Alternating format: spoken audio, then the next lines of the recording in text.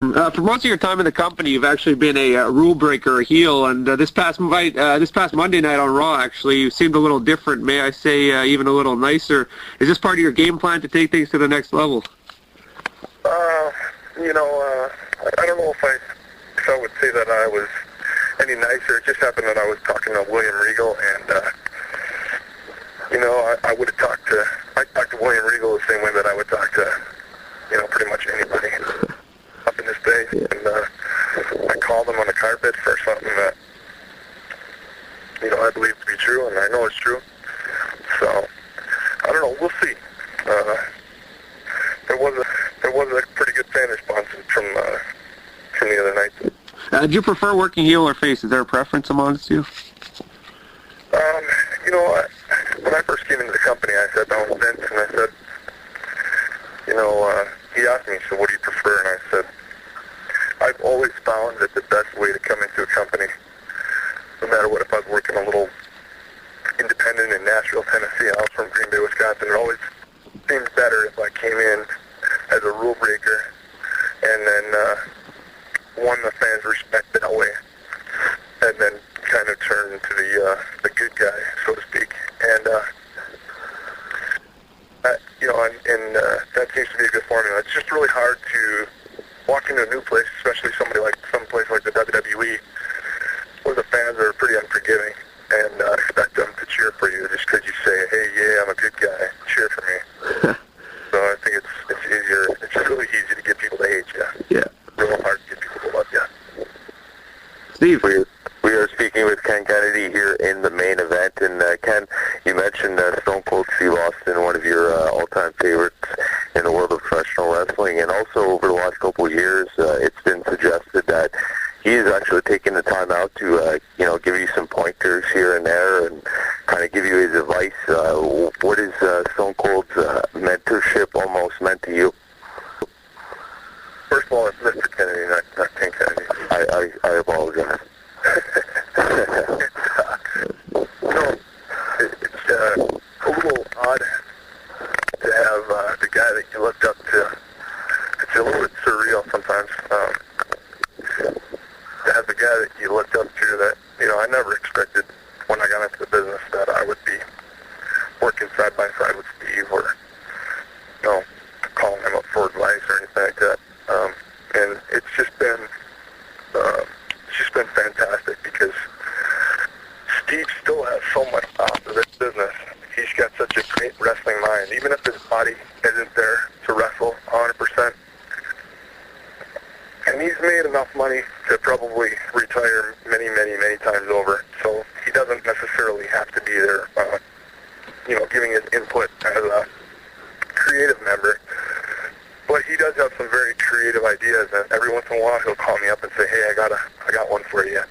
Why don't you try this one? And, sometimes it works and sometimes it doesn't. But he's one of those guys that I respect.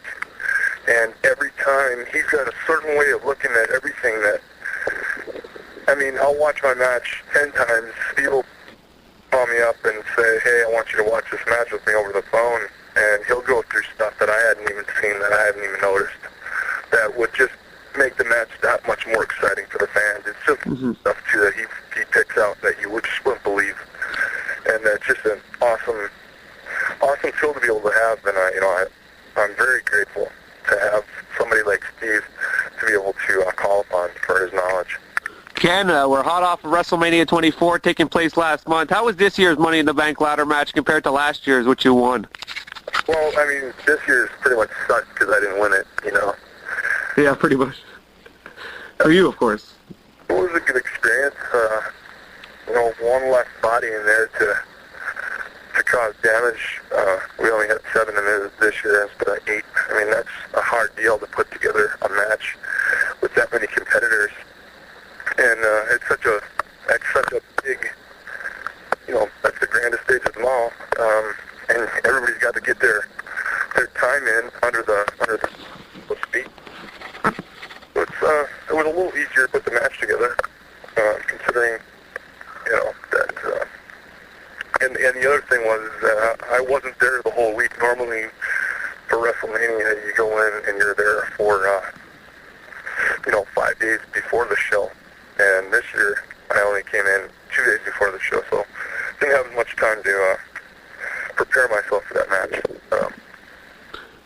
Something that's happened quite often to you since you first came to the WWE is that every time you're on the brink of greatness, something happens to slow you down, whether it be an injury or last summer's drug scandal. How have you been able to deal with these adversities and not get too frustrated? Well, you know what?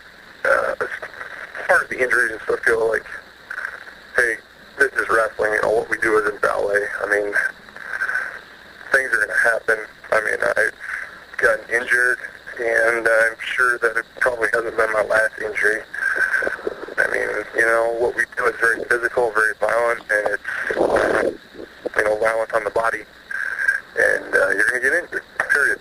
And so I just kind of look at it that way. You know, every time that I've gotten injured, I just go into it with a good understanding that, hey, you know, stuff happens, and I'm going to try to use this time off to get better mentally.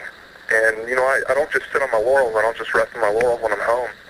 I am watching tapes. I am, you know, training, getting in better shape. So, and actually, the times that I've had off have been nice little breaks where I have been able to give my body a little bit of time to recover. And there was an injury last year when I tore my triceps, and I had just been redlining it up until that point, working, wrestling Batista, Undertaker, Kane, all those guys. I was beating the snot out of my body, and so it was. I ended up having 2 months off, and it was a nice little break there to rest up the dings and the dangs. Yeah, actually, who's been your favorite opponent to work with? Oh man, that's honestly that's a really hard question to answer. There's so many guys that I like wrestling with for so many different reasons. You know, Shawn Michaels has been an awesome opponent. The Undertaker has been fantastic.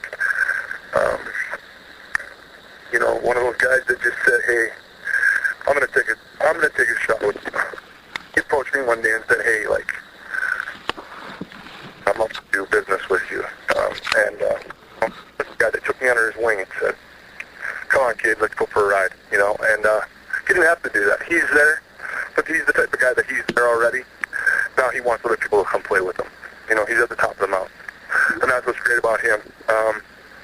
You know, I've had matches with Triple H, Matt Hardy have been some of my more favorite matches that I've had in the WWE.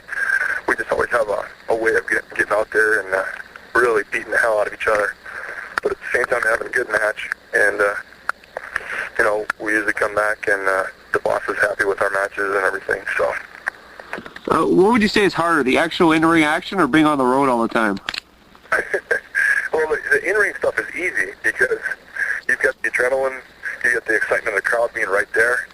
But, you know, it's afterwards when the adrenaline wears off and the crowd's not there anymore.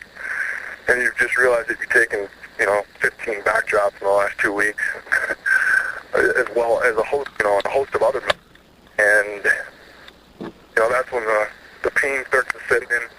And, you know, you get a little tired being on the road and things like that, away from the home. But, man, I love it.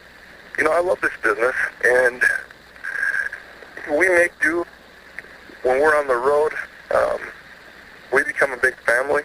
We take care of for each other. We have fun together. We ride up and down the road together, and you know, you make do. Everybody's in it together, and it sure as hell beats the job that I was doing 3 years ago, 3.5 years ago. I was personally training people in Green Bay, Wisconsin. I was miserable. So I love what I do. That's great to hear. And actually, just one more question. Lately, you've actually been working on a movie project behind Enemy Lines 3. How has that experience been like? It was a good experience. I was down in San Juan, Puerto Rico area. We were filming for the last 6-7 weeks, and that was just an awesome experience. I got to work with some people in the industry that I had always kind of looked up to. Tim Matheson directed the film. He was, some of you may remember him from Animal House. He was Eric Stratton, the Rush chairman. Dan, glad to meet you. Oh, definitely, yeah. Stephen Bauer, who was in Scarface. He was Tony Montano's best friend and confidant in that movie. Oh, yeah. Well, some other people, Keith David and Joe Manganiello stars in the movie. And I'm right behind them in second position. So it was a good experience, a lot of fun, and the people that I worked with were great. So I think it's going to be a fun movie. I think it's going to be entertaining. It comes out in January. So.